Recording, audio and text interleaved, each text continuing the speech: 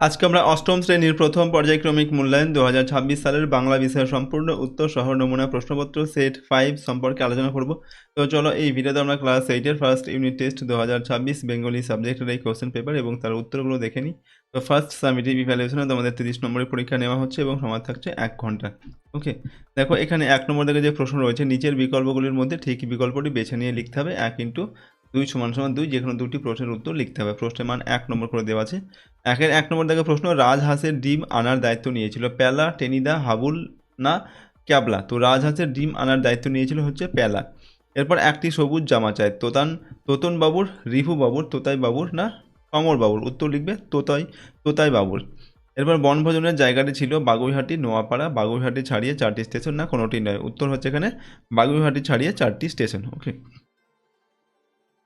2 নম্বর দাগে সংক্ষেপে নিচের দুটি প্রশ্নের উত্তর লিখতে হবে। 1 × 2 = 2। অদ্ভুত আতিথেয়তা গল্পে কোন কোন জাতির কথা বলা হয়েছে? তো অদ্ভুত আতিথেয়তা গল্পে আরব জাতি ও মুরো জাতির কথা বলা হয়েছে। পথচলতি গল্পে লেখক স্টেশনে পৌঁছে কি দেখেছিলেন? তো পথচলতি গল্পে লেখক স্টেশনে পৌঁছে দেখলেন গাড়িতে অসম্ভব ভিড়। চিঠি রচনায় মাইকেল মধুসূদন দত্ত দ্বিতীয় চিঠিটি কাকে লিখেছিলেন? তো গৌরদাস বসাককে লিখেছিলেন দ্বিতীয় চিঠিটি। তারপরের প্রশ্ন হচ্ছে 3 নম্বর থেকে নিচের যে কোনো দুটি প্রশ্নের উত্তর নিজের ভাষায় লেখো। 2 × 2 = 4। সহসা আরব সেনাপতির মুখ বিবর্ণ হইয়া গেল। আরব সেনাপতির মুখ বিবর্ণ হয়ে গেল কেন? ক্লান্ত এবং ক্ষুধা তৃষ্ণায় কাতর মুরো সেনাপতি আরব সেনাপতির আতিথ্যে কিছুটা সুস্থ বোধ করলে দুজনে বসে কথা বলতে থাকেন। কথা বলার মাঝেই আরব সেনাপতি বুঝতে পারেন যে তার সামনে বসে থাকা মুরো সেনাপতি তার পিতার হত্যাকারী। এ কারণে আরব সেনাপতির মুখ হঠাৎই বিবর্ণ হয়ে ওঠে। এরপর হচ্ছে দেখো 3-2 নম্বর, সম্রাট মহানুভব কার উক্তি? তার এরূপ উক্তির কারণ কি? তো এটা হচ্ছে দ্বিজেন্দ্রলাল রায়ের চন্দ্রগুপ্ত নাট্যাংশে গ্রিক সম্রাট সেকেন্দার সার সেনাপতি সেলুকাস উদ্ধৃত উক্তিটির বক্তা, অর্থাৎ এটার বক্তা হচ্ছে কি সেলুকাস। ঠিক আছে, এরপর তার এরূপ বক্তব্যের কারণ কি বা এরূপ উক্তির কারণ কি? সেকেন্দারের সঙ্গে বীর বিক্রমে যুদ্ধ করেও পুরু পরাজিত ও বন্দী হন। বন্দী পুরুকে সেকেন্দার প্রশ্ন করেন তিনি কীরকম ব্যবহার প্রত্যাশা করেন। উত্তরে পুরু বলেন রাজার প্রতি রাজার আচরণ। পুরুর এরকম বীরের মতো সাহসী ও আত্মমর্যাদাপূর্ণ উত্তরে মুগ্ধ হয়ে সেকেন্দার তাকে মুক্তি দিয়ে তার রাজ্য ফিরিয়ে দেন। সেকেন্দার যে কেবল দিগ্বিজয়ী বীর ছিলেন না, তিনি মহান মনের মানুষও ছিলেন, তা তার এই কাজের দ্বারা বোঝা যায়। পরের প্রশ্ন হচ্ছে দেখো, ভারতবাসী মিথ্যা কথা বলতে এখনও শিখে নাই, বক্তাকে কোন সত্যতে উচ্চারণ করেছে? তো দ্বিজেন্দ্রলাল রায়ের চন্দ্রগুপ্ত নাট্যাংশে প্রধান চরিত্র চন্দ্রগুপ্ত এই উক্তিটির বক্তা। গুপ্তচর সন্দেহে চন্দ্রগুপ্তকে সেকেন্দার সার কাছে অ্যান্টিগোনাস ধরে আনে। তার বিরুদ্ধে অভিযোগ তিনি লতাপাতায় কী সব লিখছিলেন শিবিরের পাশে বসে। তখন সেকেন্দার সার প্রশ্নের উত্তরে চন্দ্রগুপ্ত এই উক্তিটি করেন। তারপর জানান যে তিনি মগধের রাজপুত্র, তার সৎ ভয় সিংহাসন ও ক্ষমতার লোভে তাকে রাজ্য থেকে বিতাড়িত করেছেন। তাই তিনি অধিকার ফিরে পাওয়ার জন্য তিনি সেলুকাসের কাছে গ্রিক যুদ্ধনীতি শিখছেন, আর সেগুলো তিনি তালপাতায় লিখে নিচ্ছিলেন। 4 নম্বর দাগে নিচের বিকল্পগুলির মধ্যে ঠিক বিকল্পটি বেছে নাও, যে কোনো দুটি লিখতে হবে। 1 × 2 = 2। তার 1-এর দাগে পরবাসী কবিতায় কবি ময়ূরকে আনন্দের নিচে উঠতে দেখেছেন নদীর কিনারে, টিলার ওপারে, তাঁবুর পাশে না পলাশের ঝোপে? তো পরবাসী কবিতায় কবি ময়ূরকে আনন্দের নিচে উঠতে দেখেছেন কোথায়? পলাশের ঝোপে। তারপর কতকটা এ ভবের ধারা গতিক নিয়ম না গতিবিধি? উত্তর লিখবে কতকটা এ ভবের গতিক। তারপর চতুর চড়ুই ঘুরে ফিরে বাসা বাঁধে গাছের ডালে, চিলে কোঠায় আমার ঘরে না কাঠের বাক্সে? তো চড়ুই ঘুরে ফিরে বাসা বাঁধে আমার ঘরে, এখানে উত্তর লিখবে এটা। 5 নম্বরে অতি সংক্ষেপে নিচের দুটি প্রশ্নের উত্তর লিখতে হবে। ঠিক আছে, 1 × 2 = 2। তেমন করে হাত বাড়ালে কি পাওয়া যায়? তো তেমন করে হাত বাড়ালে সুখ পাওয়া যায় অনেকখানি। চিতার চলে যাওয়ার ছন্দটি কেমন? চিতার চলে যাওয়ার ছন্দটি হচ্ছে লুব্ধ ও হিংস্র। ইচ্ছে হলে চড়ুই পাখি কোথায় চলে যেতে পারে? তো ইচ্ছে হলে চড়ুই পাখি পালেদের বসেদের বাড়ি চলে যেতে পারে।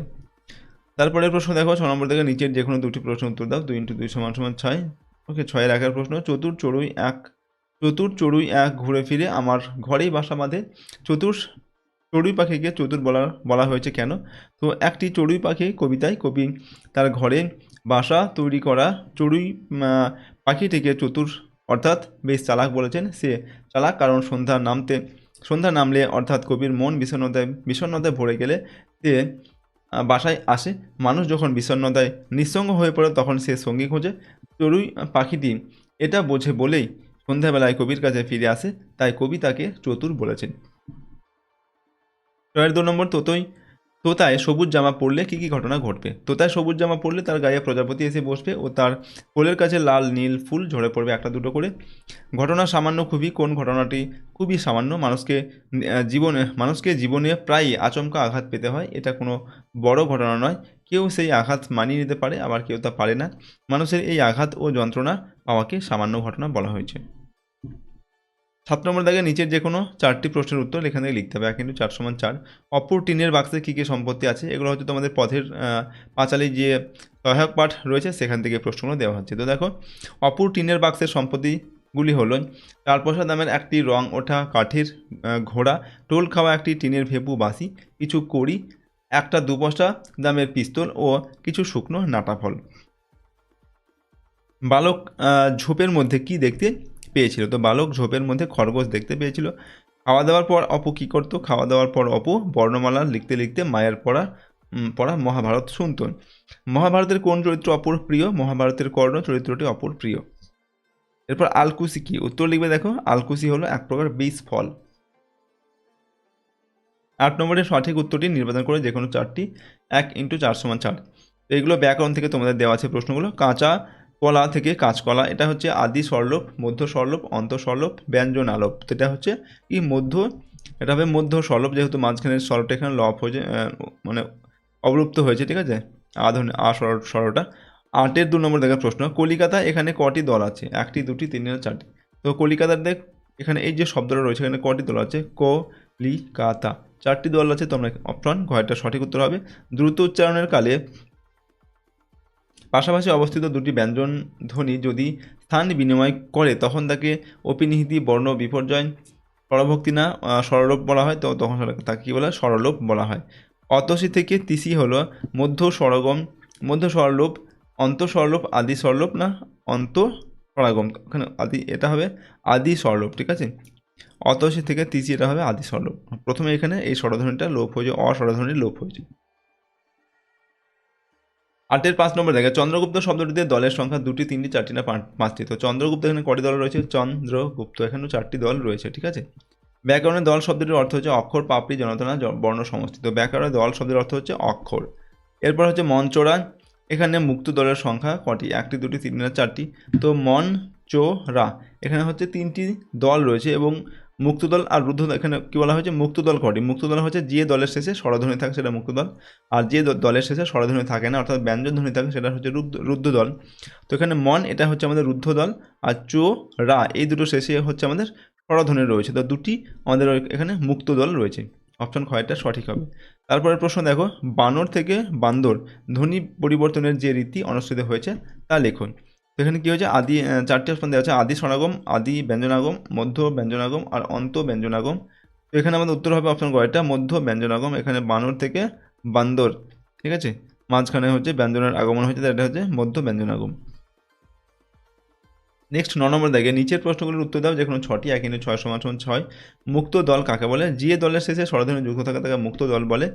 আর আজি থেকে আজ এখানে ধ্বনি পরিবর্তনের কোন রীতি অনুসরণ হয়েছে? তো অপিনীতি এখানে হচ্ছে আজি থেকে আজ, এটা এখানে অপিনিহিতি, ঠিক আছে। এই ধ্বনি পরিবর্তনের যে রীতি সেটা এখানে প্রযোজ্য হয়েছে। এবার আদি স্বরগমের একটি উদাহরণ দাও। তো স্টেশন থেকে স্টেশন, এখানে স্টেশনের আগে দেখো হ্রস্ব স্বরধ্বনিটা যুক্ত হয়েছে, এটা হচ্ছে আদি স্বরাগম। পরের প্রশ্ন, ধ্বনি বিপর্যয়ের একটি উদাহরণ দাও। উত্তর লিখবে রিক্সা থেকে রিস্কা। এখানে ধ্বনি বিপর্যয়ের একটি উদাহরণ, মানে ধ্বনি বিপর্যয় ঘটে যায়, রিক্সা থেকে রিস্কা হয়েছে। দল বিশ্লেষণ করে দেখাও। অকাল বোধন।